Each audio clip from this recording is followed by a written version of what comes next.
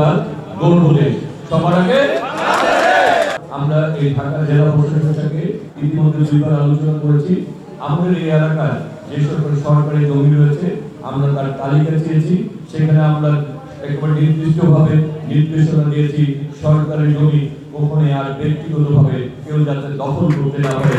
সরকারি জমিকে শুধুমাত্র খেলাধুলার জন্য, মাঠের জন্য, কবরস্থানের জন্য, আমাদের পানি পাম্পের জন্য, আমাদের বিভিন্ন সামাজিক অবকাঠামো উন্নয়নের জন্যই আমরা ব্যবহার করতে চাই।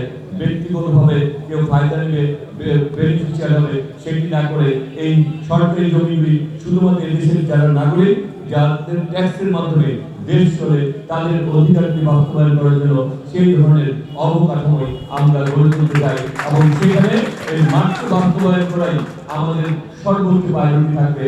সুতরাং আমরা মনে করি আমরা আপনারা সকলে মিলে আগামী বাংলাদেশকে গড়ে তুলব এবং সেই বাংলাদেশে আপনারা যদি যখনই ডাকবেন, যেভাবেই ডাকবেন, আপনারা আমাদেরকে পাবেন।